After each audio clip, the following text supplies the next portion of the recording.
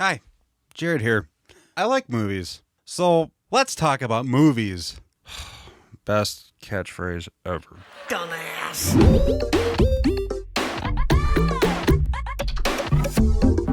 Judgment Night, a film directed by Stephen Hopkins, is a long-lost gem from 1993. And ironically, the film's soundtrack has been regarded one of the most popular albums from that time. Yet, a lot of people who own the album have never seen the movie. And it's a shame. Many consider it an updated version of 1972's Deliverance. I mean, minus the rapey stuff. So if you haven't seen this movie, I highly suggest you go watch it before watching this video. But before we get into it, I just have to say that this video is sponsored by... No, I'm just kidding. Aren't small channels awesome? 4 guys go out for a night on the town to see a boxing match. There's Frank, or Francis, played by Emilio Estevez. Cuba Gooding Jr. as Mike, Stephen Dorff as John, and Jeremy Piven as Ray. Ray. I love Jeremy Piven, but his character is such a douchebag in this movie. Yes, Ray, have some more vodka and then get behind the wheel. Asshole!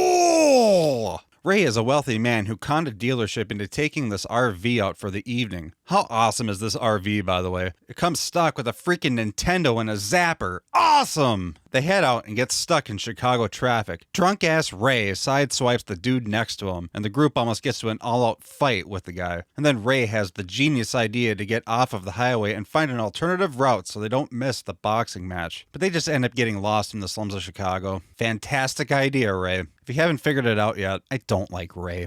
Anyway, they're driving along, Ray isn't paying attention, and they hit somebody. The guys go out to check on him as Ray stays behind in the RV, freaking out. Mike yells to Ray to call 911, so what does he do? Slams more vodka down his throat and calls 911. Oh wait, no he doesn't. This is really starting to sound like not really a movie review, but a hate video for this guy. I will say it again, Jeremy Piven is awesome, but screw you, Ray. Look, do you want me to go to prison because of this punk, okay? It is not our concern. You're such a shit!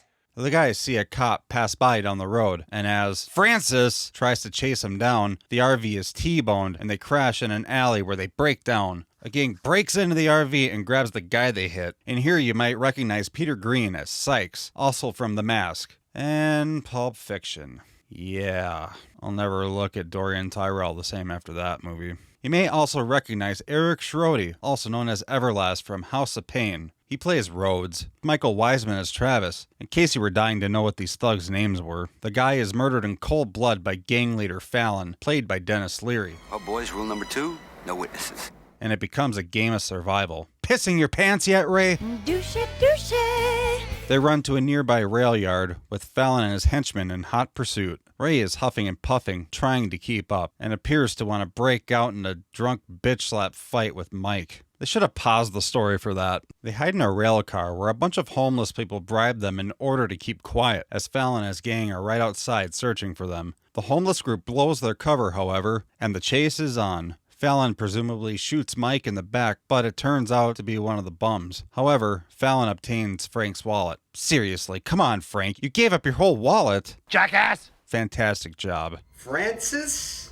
Anyway, they get to a large apartment complex and ask for help, but with no luck. Finally, they encounter freaking Spider-Woman in the hallway. The end result seems to be their heads bashed in, but they're able to talk to her into letting them take cover in her apartment. However, Fallon and his boys are hot on their tail and begin turning the building inside out looking for them. And in a moment of redemption, Ray mans up and leads his friends out of the building to safety.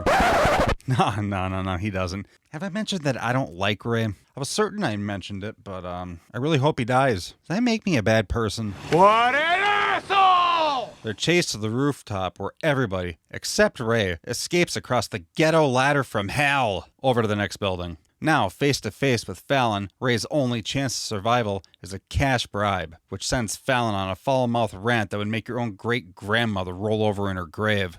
You know, I feel like Denis Leary's ultimate goal with this scene was to ad-lib as many F-bombs he could. Shut the fuck up! You speak when fucking spoken to, okay? This is not fucking high school, motherfucker! I'll eat your fucking friends for fucking lunch! Sounds like your typical day on the Maury Povich show. You know, just classier.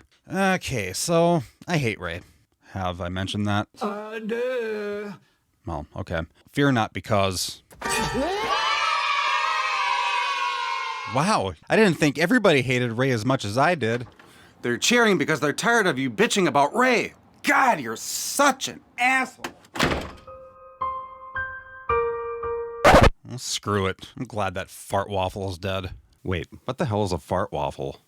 Fart waffle. Similar to sharding. When passing gas as secretive, more solid waste form is also released, creating a shit fart, aka fart waffle. The fart waffle can only happen when wearing underwear, as pressure is needed to create the perfect shape of excrement. I must use the facilities before I fart waffle. You should have seen that fart waffle. Well, I've created a fart waffle. Wow, is that a fart waffle? Okay. Well, on that fine note, it seems like the perfect time to add that if you're liking this video so far, hit the thumbs up button. No! And hit that subscribe button. It's over. Let it go. The guys escape the apartment complex and seek cover in Chicago's nasty sewer system. Fallon and his boys are hot on their tail and chase them through the dark tunnel maze where Francis and his boys are forced to take a stand. Mike, armed with a big steel pipe. John, armed with a long steel pipe. Frank, armed with a rotten piece of driftwood. All the best, Emilio. The first to come along is Sykes. John freezes up in an attempt to save Mike, but right at the very last second, Emilio! comes to the rescue with his mighty piece of driftwood. Hey, don't mess with a duck and his stick. You can't do that! Mike gets his gun, and Sykes is out for the count.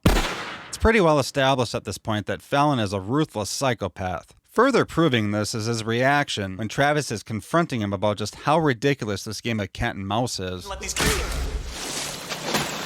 Remember the rooftop scene where he's yelling at Ray? Well, this is that scene on speed. That's right, his reaction to this confrontation is to drown this guy in sewer water. And not only does this add another level of terror with this character, but he goes off on this rant about when he was in prison, the guy in the cell next to him just wouldn't shut up. Yap, yap, yap, all night long. Yap, yap, yap. But his reaction to his crew member being dead is just completely eerie.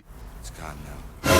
Cuckoo! Cuckoo! He's obviously got some voices in his head. There's no rational thought pattern here. He acts all on impulse and doesn't give a shit.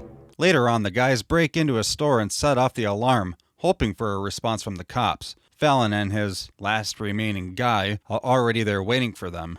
And the rest of the movie is actually a pretty suspenseful showdown. I won't get into every nook and cranny of it, but the way it was shot and the way it was edited make up for a pretty unique experience. The end fight between Frank and Fallon has a very slow build and then it just unleashes. And don't call me Francis. Does he write you notes too? All in all, I love this movie. It's not a film that has a very intricate story. It doesn't have a whole lot to say. And it's a real shame that it didn't get a chance to break through when it came out. And it didn't help things that during opening weekend in the Bronx in New York during a showing of it, that a group of guys actually stood up in the theater and shot the place up. The movie was blamed for that. And it only played for 2 weeks in cinemas before it was pulled everywhere. But the film did eventually build quite a big cult following. Alright guys, that's a wrap on this review. If you made it this far, thank you so much for your time and support. Yes, you! And I'll see you next time.